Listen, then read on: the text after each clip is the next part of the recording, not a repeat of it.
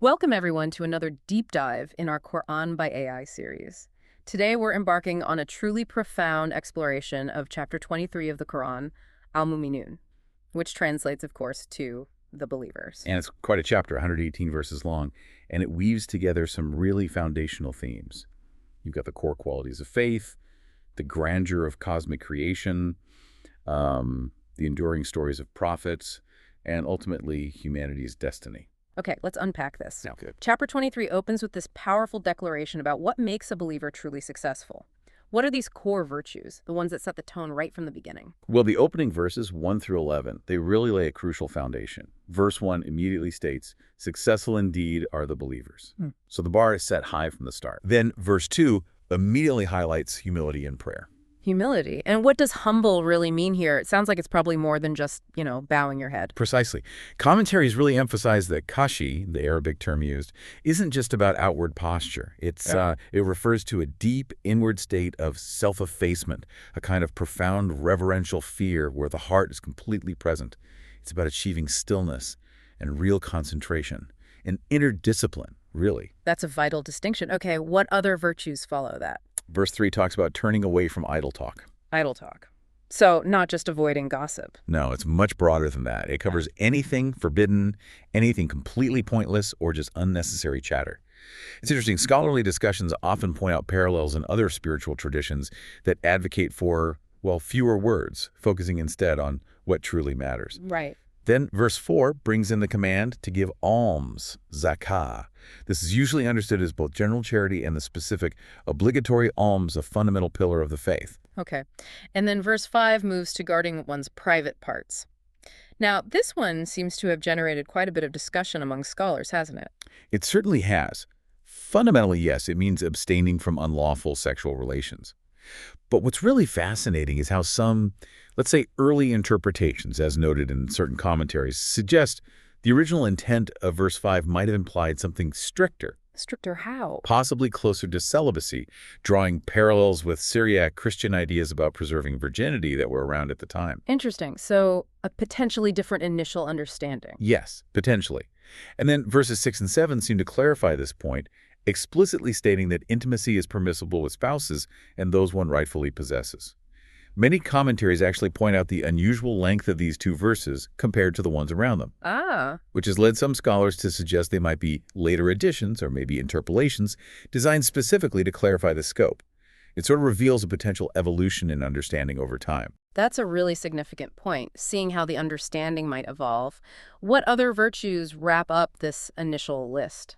Well, verse 8 emphasizes keeping trusts and covenants, basically highlighting the critical importance of integrity and fulfilling your commitments. Makes sense. And then verse 9 kind of loops back to prayer, but this time it's about mindfulness of prayers, performing them diligently, on time, and maintaining that inner focus and devotion throughout. So it's a really comprehensive package, isn't it? From your inner state to outward actions and relationships. Exactly. And the ultimate payoff for embracing these virtues is promised right there in verses 10 and 11, the inheritance of paradise, specifically Firdaws. Firdaws. That word sounds specific. It is. It's actually a loan word, likely coming from Old Persian, possibly through Syriac. And it strongly evokes this image of a lush, beautiful, enclosed garden. It's a powerful symbol of ultimate bliss, the final reward. Okay, so from these very personal virtues, the chapter takes a sharp turn, doesn't it? Right into the origins of life and the cosmos itself. It really does. Verses 12 to 16 shift the focus dramatically to human creation and, crucially, the promise of resurrection. Verse 12 starts with humankind's creation from an extract of clay. Now, this is generally understood to mean Adam, or maybe humanity's fundamental origin. There is some scholarly discussion about the exact term and whether of clay might have been added, perhaps for rhyme or rhythm. And then comes that incredibly vivid description of fetal development. Yes, verses 13 and 14 are quite remarkable. They meticulously detail fetal development, starting from a single drop placed in a secure dwelling, the womb, of course, then developing into a blood clot, then a lump of flesh, then bones starting to form, which are then clothed with flesh. It culminates in what the text calls another creation. The language itself almost mimics the unfolding stages. Then verses 15 and 16 bring the discussion succinctly but powerfully back to the inevitable cycle. After this, life comes death, and after death comes the resurrection on the day of resurrection, a core Quranic theme constantly revisited. And the scope just keeps widening from there, doesn't it? Beyond human creation to the whole cosmos. Absolutely. Verses 17 to 22 zoom right out to celebrate God's immense power through his creation. Verse 17 mentions the 7 paths or 7 heavens. Now, this concept isn't explicit in the Bible in the same way, but it's common in Jewish and Christian apocalyptic literature and later rabbinic writings too, suggesting this kind of structured complexity to the heavens. Verses 18 and 19 then focus on something very tangible, the bounty of water sent from the sky. Rain is presented as a direct sign of God's provision, causing gardens, date palms, grapevines to flourish, basically, sustaining all life. It's a vivid reminder of that dependence on divine provision. What else is highlighted as a sign? Verse 21 specifically points out the olive tree, noting its origin from Mount Sinai. Commentaries often delve into Sinai's deep significance in tradition, while the olive itself is praised for its practical uses, its oil, its seasoning holding both, tangible and symbolic value. Right. And finally, verses 21 and 22 point to the many benefits we get from cattle milk, other uses, food, and also from ships or sea travel. It beautifully connects everything back to divine generosity, his provision across both land and sea. So we've gone from personal virtues to cosmic creation to these very practical signs of God's provision. Now, the chapter seems to shift gears again, moving into historical narratives. Indeed. The middle section, you could say roughly verses 23 to 56, takes on a very distinct narrative style. It focuses heavily on stories of past messengers and, importantly, the consequences for those communities that rejected them. These are often called punishment stories. Okay. And this section really illustrates a recurring pattern in how the divine interacts with humanity. Let's start with Noah then. Noah's story, which spans verses 23 to 30, presents a core message that becomes a kind of recurring refrain throughout the Quran. Worship God. You have no God other than him. The text uses this really effective dialogical form, almost like stage directions, that pushes the narrative forward. And the reaction he gets from his people, it sounds familiar somehow. Remarkably so. Verses 24 and 25 show the notables, the leaders, just dismissing him. They say he's just a human being like us. They accuse him of seeking power over them, or even that he's possessed by jinn. And they demand angels be sent instead if the message is really divine. What's striking is that commentaries often highlight that these are the exact same kinds of objections Muhammad himself faced. It beautifully illustrates this concept, sometimes termed monoprophetism, the idea that all prophets, across time and cultures, share a core message and tend to encounter very similar types of rejection. That's a really powerful unifying theme running through it. There's an interesting detail in Noah's story, too, verse 27, where the sign for the flood starting is when the oven gushes forth. That sounds quite specific. It is very specific, and this particular detail, it's actually found in some Jewish traditions, like in the Talmud, but it's not in the biblical Genesis account. Yeah. It points to these fascinating cross-connections and narratives, maybe a shared pool of stories or interpretations circulating at the time. Interesting. Okay, so after Noah, the chapter moves to another messenger. Yes, verses 31 to 41 tell of another generation who receive an unnamed messenger. And is the message the same again? Identical. Verse 32 clearly states the core call. Worship God, you have no God other than him. And, predictably perhaps, the notables object again. They outright deny the resurrection of verse 35, calling it impossible, after we are dust and bones. And they accuse the messenger of just fabricating lies about God in verse 38. And their fate. Their end comes swiftly with the cry, mentioned in verse 41, a catastrophic sound, a motif often linked to the Quran, to divine judgment and sometimes the end times. The pattern is stark.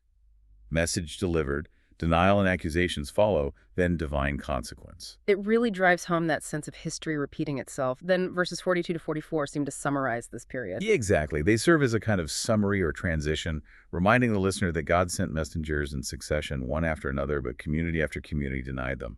They became, as the text says, objects of stories, basically cautionary tales for later generations. This view of history, it resonates with concepts found elsewhere, right?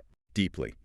It resonates strongly with what's sometimes called the Deuteronomic principle, found in the Hebrew Bible, the idea that obedience brings blessing and prosperity, while disobedience inevitably leads to punishment and exile.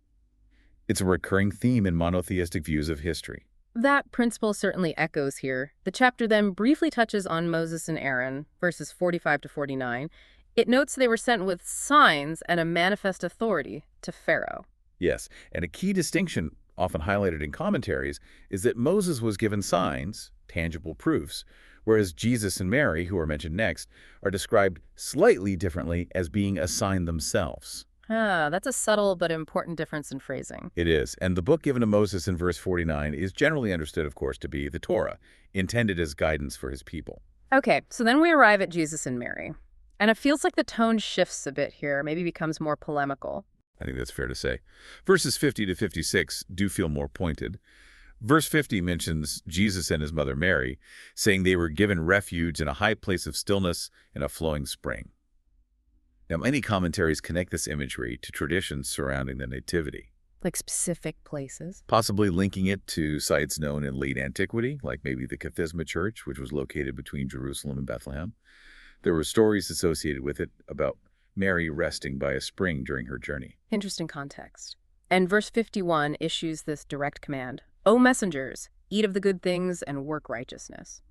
While it's addressed to all messengers, what's the specific implication here, mentioning it right after Jesus and Mary? Well, in this specific context, it's often interpreted as emphasizing the fundamental human nature of all messengers, Yeah. very much including Jesus and Mary. They needed sustenance, they ate food, thereby reinforcing their mortal nature and gently but clearly pushing back against doctrines of divinity. That's a crucial theological point being underscored there. And then the issue of community division surfaces quite strongly. Yes, very strongly. Verse 52 declares with emphasis, and truly this community of yours is one community, a powerful call for unity under God. But then verse 53 immediately laments how people subsequently cut up their affair among themselves into portions, with each group rejoicing in whatever particular scripture or interpretation it possessed. Sounds like a critique of sectarianism. It's often read exactly that way, particularly as a critique of the historical divisions that had emerged by then between different Jewish and Christian groups. Okay. Then the chapter tackles a very common human misconception, doesn't it? About worldly success being a sign of favor. Verses 55 and 56 address that head-on. Do they reckon that on account of the wealth and the children that we have provided them, we hasten unto good for them? The implied answer stated clearly is nay, but they are unaware. So wealth isn't necessarily a blessing? It can be a test, or the verses imply, it might even be a means by which God allows disbelievers to stray further, digging themselves deeper into ruin. It's a really powerful warning against automatically equating worldly success with divine favor. Definitely food for thought. So, after these historical narratives and these critiques of human tendencies, the chapter seems to circle back to the believers, almost completing a thematic loop. It does. It creates a really nice bookend effect. Verses 57 to 61 return to highlight the virtues of believers again, implicitly contrasting them with the characteristics of the disbelievers just discussed. They are described as those who are in awe for fear of their Lord. That's verse 57.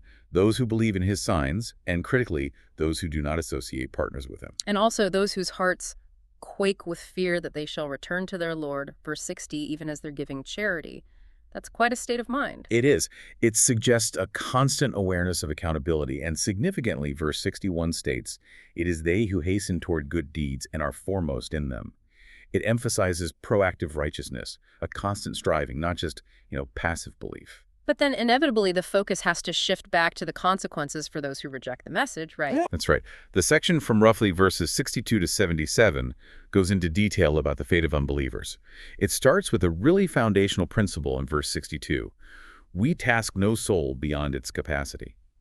This affirms divine justice. It emphasizes that alongside God is a book that speaks in truth, meticulously recording all deeds, ensuring absolutely no one is wronged. And the accusations against the prophet, the ones mentioned earlier in the context of Noah and the unnamed messenger, they reappear here. They do, quite explicitly. Verses 66 to 70 revisit the opposition to the Quran. They describe the disbelievers turning on their heels in rejection, their arrogance, and their talking foolishly by night, which verse 67 mentions thought to refer to secret gatherings where they'd mock and plot against the prophet. And the old accusation comes back. Yes, powerfully. Or do they say, he is possessed? That's verse 70, referring directly to the Prophet Muhammad. Verse 71 offers a very stark counter to all that opposition. A very stark one. Were the truth to follow their caprices, it declares, the heavens and the earth and those therein would have been corrupted.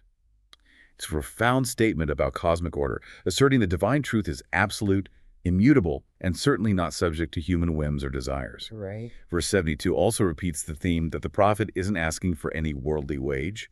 His reward is solely from God, who is the best of providers. Then verses 76 and 77 describe the inevitable punishment. We seize them with the punishment in verse 76, and the opening of a gate of severe punishment in verse 77, from which they utterly despair. Commentaries debate whether this refers to a specific worldly hardship, like a famine, or the inescapable gates of hell itself. Yet, even amidst these very stern warnings, there's still this powerful affirmation of God's creative power and his gifts to humanity. Absolutely. Verses 78 to 80 beautifully reaffirm God's gifts. Verse 78 is particularly key. He brought into being for you hearing, sight, and hearts. Now, these aren't just physical senses. They represent faculties for profound understanding, perception, and spiritual awareness. Though the verse does add that gentle rebuke, little do you give thanks. A constant reminder. And then we enter a section that feels highly polemical, directly challenging the core denial of resurrection. Yes, exactly. Verses 81 to 92 are structured almost like a formal debate. They specifically target the denial of resurrection and unequivocally affirm God's absolute unity. Verses 81 to 83 clearly lay out the denier's position. What? When we have died and become dust and bones, are we really then to be resurrected? This is nothing but fables of the ancients. But the Quran doesn't just state their view, it challenges it head-on with a really brilliant rhetorical sequence, doesn't it? It employs this rhetorically devastating triple question sequence in verses 84 to 89. First, it asks essentially, whose is the earth and everyone on it, if you know? They are compelled by logic and tradition to concede it belongs to God. Okay, first point. Second, who is the Lord of the seven heavens and the Lord of the great throne? Again, the expected and given answer is, they belong to God. And third, who is it in whose hand lies the dominion over everything, who protects, but against whom there is no protection? And once more, the only logical answer they can give is, that belongs to God. So 3 times they have to acknowledge God's ultimate power and sovereignty over creation and destiny. What's the logical conclusion the Quran draws from their own admissions? The passage then lands the punchline, as it were. How then are you bewitched? Or how are you so deluded? It highlights the sheer irrationality of their denial of resurrection when they themselves acknowledge God's absolute power in creating and sustaining everything in the first place. Some scholars use this passage to argue that even the prophet's pagan opponents inherently acknowledge the supreme deity, even if they associated partners with him. That's a really compelling insight into the philosophical argument being made there, and this leads directly into the chapter's final powerful affirmation of God's absolute uniqueness. It does. Verses 91 and 92 deliver what you might call a theological knockout punch, completely refuting any idea of God having offspring or partners. Verse 91 offers a clear logical argument. If there were other gods besides the one God, then each god would inevitably take away what he created, and some would surely try to overcome others, leading to utter cosmic chaos. But the universe is orderly. Exactly. The observed order in the cosmos itself becomes proof that there can only be one sovereign God. This line of reasoning actually has parallels in ancient philosophical thought about the necessity of a prime mover or single principle. Verse 92 then concludes powerfully, describing God as the knower of the unseen and the seen, emphasizing his absolute transcendence and perfect unity. Powerful indeed. And the chapter then shifts, finally, to a more personal concluding tone, doesn't it? It does. The final section, verses 93 to 118, brings everything to a close with prayers, vivid judgment scenes, and final declarations of God's majesty. Verses 93 to 98 contain prayers the prophet himself is instructed to say. He seeks refuge in God, asking not to be among the wrongdoers if he were to witness the punishment promised to the disbelievers. And protection from evil influences. Yes, he specifically seeks protection from the incitements of the Satans in verse 97, and even lest they should be present with me in verse 98, protection from their whispers and negative influences. And tucked right in here in verse 96 is this beautiful universal ethical command. Repel evil by that which is better. Respond to negativity with goodness. A profound principle. And then comes that incredibly stark image of someone trying to repent right at death's door. It's extremely vivid, unforgettable, really. Verses 99 and 100 depict someone facing death, crying out, "My Lord, return me, please return me, so that I might do righteousness in that which I left behind." But the answer comes back firm, unwavering. Nay, absolutely not. And crucially, behind them is a barrier Barzakh till the day they are resurrected. Barzakh. A barrier. What exactly does that signify? It signifies a liminal state, an insurmountable barrier or partition between the dead and the living, between death and the final resurrection. You simply cannot go back. It's a definitive, unalterable separation.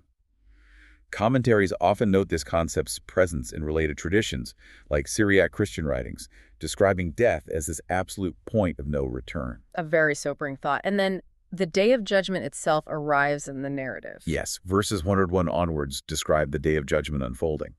The trumpet is blown in verse 101, signaling the end of the current world order and dissolving all earthly ties, all kinship. Everyone stands alone before God. Then the scales, the mawazin, are set up in verses 102 and 103. The scales for weighing deeds. Exactly. Those whose scales are heavy with good deeds are the prosperous ones, but those whose scales are light, they're the ones who have lost their souls and will abide forever in hell. It's such a powerful metaphor, isn't it? Rooted in commerce, the idea of weighing things out. Yes, and it's an image with deep roots, found across many ancient traditions, ancient Egyptian beliefs about the afterlife, parts of the Hebrew Bible, other Near Eastern traditions. It symbolizes divine justice in a very tangible way. The fate of the damned is then described graphically in verse 104. Their faces will be scorched by the fire. They will plead for removal, but God's chillingly final response comes in verse 108. Be gone therein and do not speak to me. A terrifying finality, but the chapter also contrasts this, doesn't it, with the ultimate triumph of the believers. Absolutely. God reminds the damned in verse 109 how they used to mock the believers for their prayers and devotion. But then verse 111, God declares about the patient believers. Truly today I have rewarded them for having been patient. Truly they are the triumphant. Their perseverance, their steadfast faith is ultimately vindicated. And then there's that striking question about time perception. Yes, verses 112 to 115 too. The resurrected are asked, how many years did you tarry on earth? And the reply in verse 113 is astonishing. We carried a day, or part of a day. Makes earthly life seem incredibly brief in hindsight, doesn't it? It really underscores how fleeting our worldly existence is when compared to the vast scale of eternity. And verse 115 pulls it all together, powerfully asserting that creation wasn't for nothing. It has a profound purpose. Did you suppose, then, that we created you frivolously, just for play, and that you would not be returned unto us? Accountability, it insists, is undeniably real. Which leads perfectly into the final glorious verses celebrating God's sovereignty. Indeed. Verse 116 culminates in the ultimate glorification of God as the true sovereign, the king, the Lord of the noble throne, circling right back to his absolute unity and majesty established earlier. Verse 117 then issues one final strong warning against invoking any other god alongside the one God, emphasizing that there is absolutely no proof for such claims, and that disbelievers will certainly not prosper in the end. And the very last verse. The chapter closes fittingly, beautifully, with a final prayer encapsulated in verse 118. Say, my Lord, forgive and show mercy, for thou art the best of those who are merciful. A perfect endnote of seeking divine grace. Wow.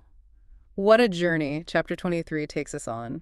I mean, from the most intimate personal virtues of a believer, all the way out to the vastness of the cosmos, then through these powerful, sometimes difficult lessons of history, and finally into the stark realities of judgment and eternity. It really is remarkable. This deep dive truly shows how interconnected everything is in this worldview. Every single part, whether it's about something seemingly small like avoiding idle talk or understanding the grand struggles of Noah, it all feeds into this larger picture of God's overarching plan and, well, our place within it. It's clearly not just a random collection of rules or stories. It's presented as a cohesive whole that really demands reflection. It demonstrates the consistency of the divine message across time, these recurring patterns of human rejection, and the ultimate inescapable consequences. It genuinely forces you to think about the very nature of belief itself. And how our fleeting worldly existence contrasts so sharply with the ultimate reality that the chapter describes. It challenges our perspective on what truly matters. It certainly does. So for you, listening, what stands out most from this exploration of Al-Muminun? What aspects of faith, creation, accountability, or perhaps that really potent concept of the Barzakh, the barrier, resonate most with you after our discussion today? We hope you'll continue to ponder these profound themes. There's so much depth there. Absolutely. Until our next deep dive, keep exploring, keep questioning, and keep learning.